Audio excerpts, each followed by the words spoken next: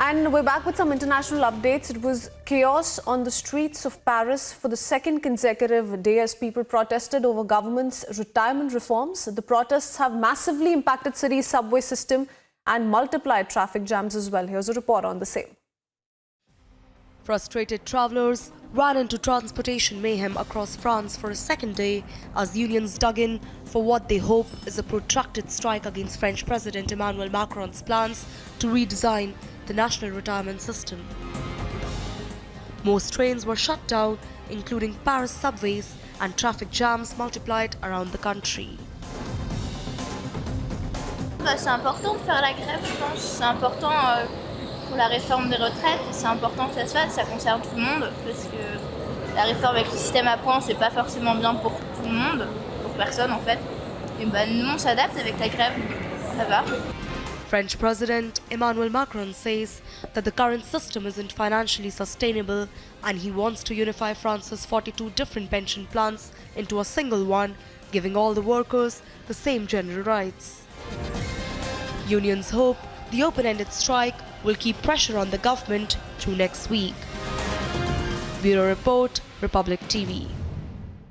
Meanwhile, and on to some news and brief. Thousands of youth participated in a 3-day railway police recruitment drive in Kashmir Valley aimed to make their future bright. The SSP Srinagar, Shafqat Ahmed, said that they received more than 20,000 forms for the posts. Youth who participated in such rallies also sounded confident that such recruitment rallies will bring peace and end violence in Jammu and Kashmir.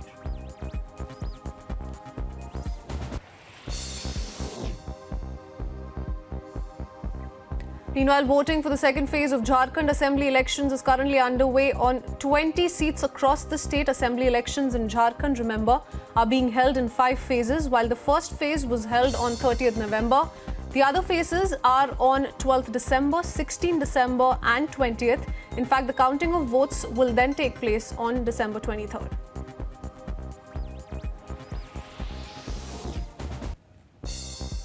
Meanwhile, Prime Minister Narendra Modi wished Indian forces on the occasion of Armed Forces Flag Day and hailed their invincible courage. In fact, he posted on Twitter, and I quote, "On this Armed Forces Flag Day, we salute the indomitable courage of our forces and their families. I also urge you to contribute towards the welfare of our forces," unquote.